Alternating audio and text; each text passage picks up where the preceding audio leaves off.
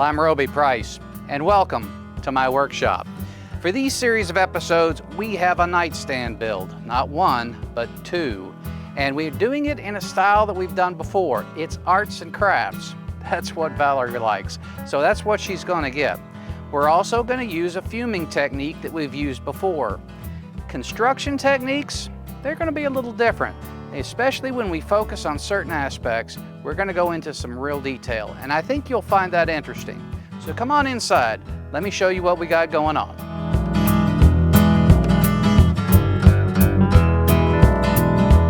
A set of nightstands.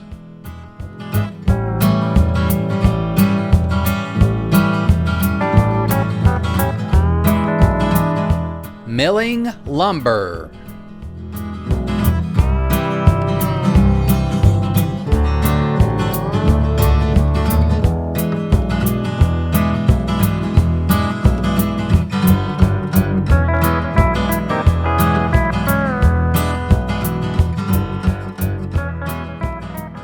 Now, I said we were going to make these nightstands in the arts and crafts style, and if you're going to do that, there is a specific cut and a specific species of wood that you need to use, and that is Quarter Sawn White Oak. Now, if you look at Quarter Sawn White Oak and you put the log up there, you will see that you don't get as much material out of a log for quarter sawn, and that makes it a little bit more expensive, but the payout is huge. If you'll look over here, and I've got a pick, this surface has what's called fleck. Now that fleck doesn't look like a whole lot until you finish it.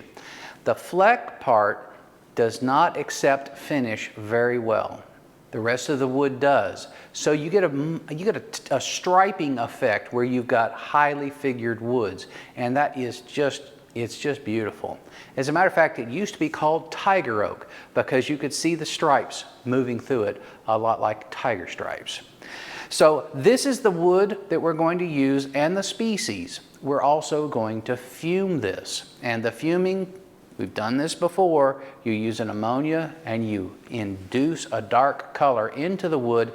It will turn gray. After a paste wax, it goes on a nice brown. So that's traditionally how they did it.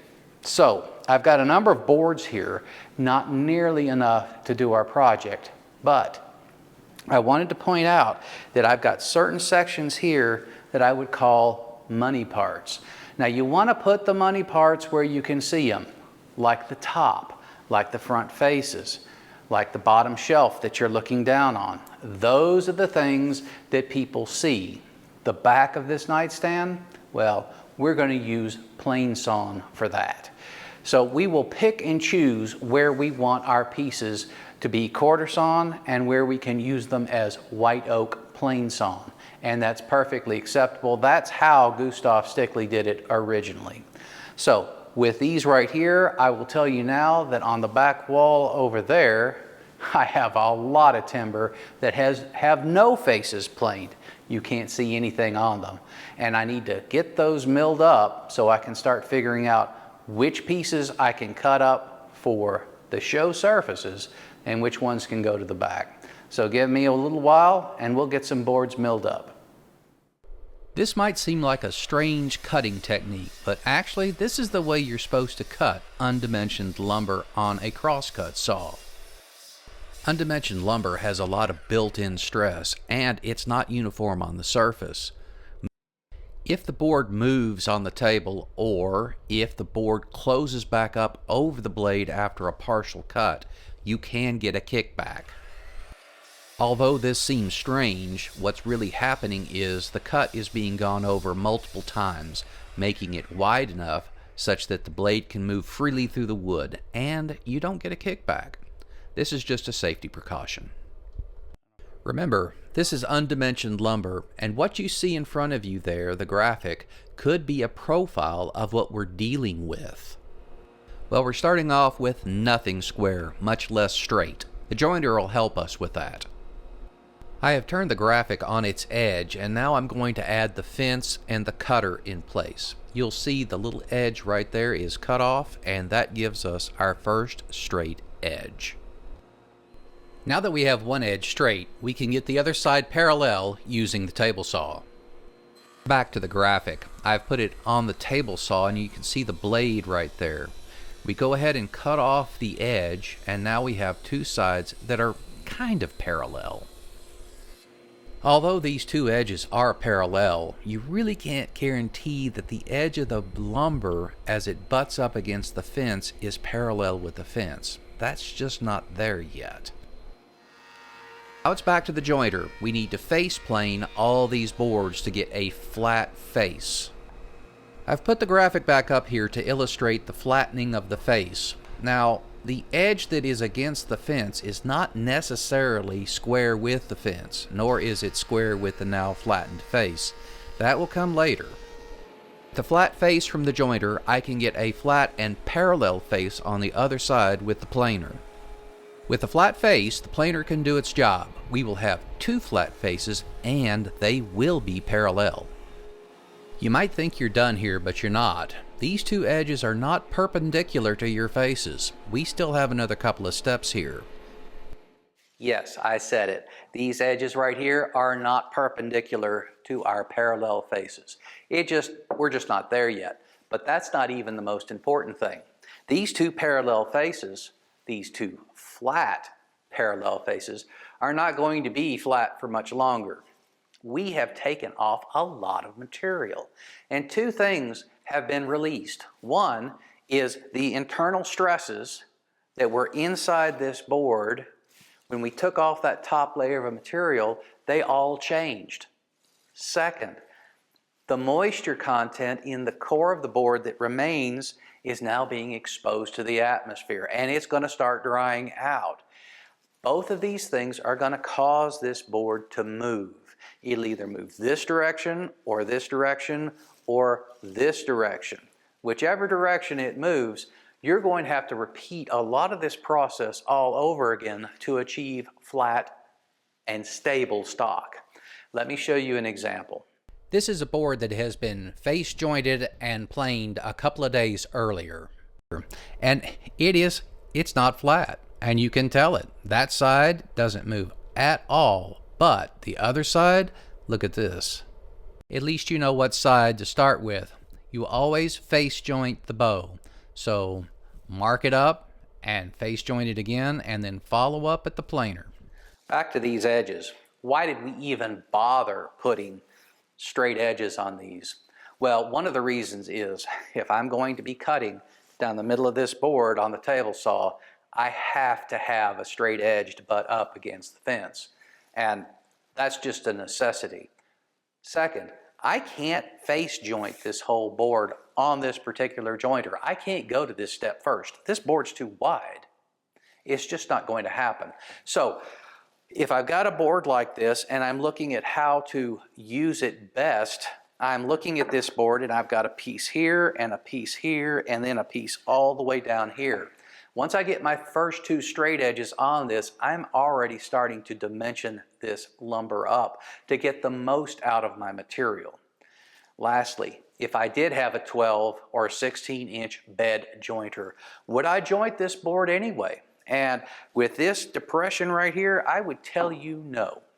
The reason is this: if I've got a board that's cut this much, by the time I get a flat surface on a large cup, I have no material on each side.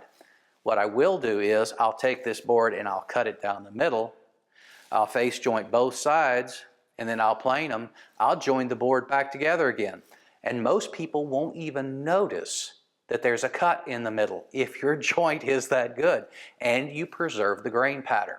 All of this is about preserving material, and it's about planning ahead. These steps are tried and true. So yes, we're going to do all of them. It's building the foundation for this piece of furniture. We've got our top here and we've got our lower shelf here. All these boards are going to get edge jointed next, and from that point we'll go to the table saw and cut them to the final width. It's time to get serious. Let's check it for square. Take note here, I'm making 2 marks on this edge, one at each corner. The jointer is set at a whisper, so it's not entirely obvious to me that I'll get the edge completely square. There may be some parts of it that haven't been jointed, and a mark down the middle won't show that. When the pencil marks are gone on each corner, I know that I'm done. Now we're going back to the table saw. It's time to get the other edge parallel to the first. I've been doing a lot of milling, and there's something else going on in the background that might not have been apparent. First of all, I have carefully selected my boards. This is the top, and these have the best patterns, that and over here, of any of the boards that I've chosen. The next thing I've done is I have taken these boards, which are roughly 7 inches, and instead of going with 3 boards, I'm going with 4. And the reason is, with all these great boards, there's still pieces I want to get rid of. For instance, this sapwood over here. That is not going to take color the same way that the heartwood will. So this cuts off, and now I'm at 18 inches, and that's way too short. So 4 boards was the answer. We're also overlapping boards. This sapwood disappears, and this sapwood disappears. And actually, some of this sapwood disappears. So you can see why 4 boards have become a necessity. Now what else I'm doing is, I am looking at this fleck pattern, and I am working very hard to get it to match up. I did this when I selected the boards, but right now I can see it. And right now I'm looking at a pattern that flows throughout the top. Now nobody's going to think this is a single board. It just doesn't happen. But we can intentionally match the pattern, and that's where the artist comes in. You've got to take these things in mind, and you've got to work with it. And this is the difference between just a plain Jane piece of furniture and something that's really special. Well, I've spent a good bit of time, and I've got a real tight fit between these boards. I'm very happy with that. I've also made a triangle here, so when I put them together after gluing, I will line them up with that. That will give me the best possible flow of my flick pattern right here. I'm just going to use 2 clamps on the bottom, 1 clamp on top, and I think that will be sufficient. I don't need a domino.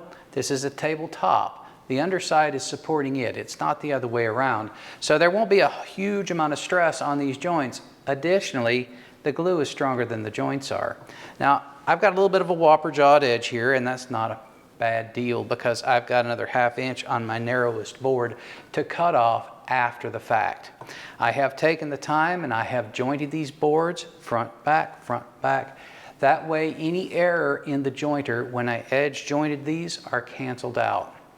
With that, it's a simple matter of spreading the glue, putting the clamps on, and getting to the next one. I have 4 of these to do, so it's time to get busy. We'll start out with a heavy bead of glue, and we'll go ahead and spread this out. A dry spot usually doesn't make that much difference, but it doesn't help any either, and it's good practice. I generally only apply glue to one side of an edge joint. Some people do too. I just don't see the point.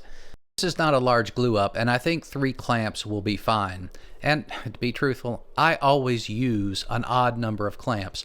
I like having one in the middle, and I also alternate them. The one that I put in the middle will actually go on top of the surface.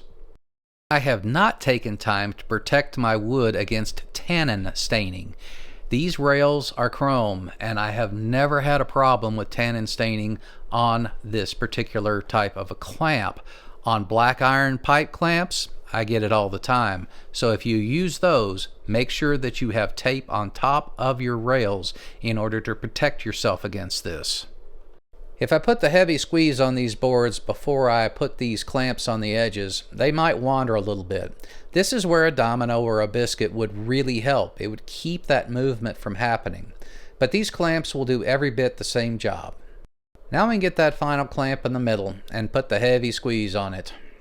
We'll go ahead and put this in the corner to dry. I've got 3 more of these to go, and they'll need at least a day to cook.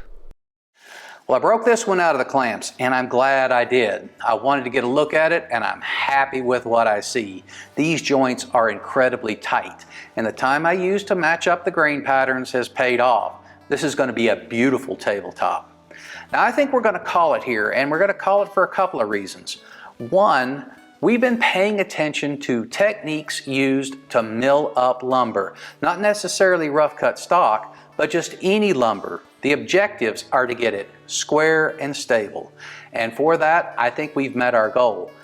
Behind the scenes, all of my stuff is milled up, and we're ready to take off on a whole different set of techniques. A lot more joinery and a lot more fitting up. So with that, I think we're going to call this episode. But if you like what you've seen, give me a like and subscribe. And I hope to see you next time in Roby's workshop.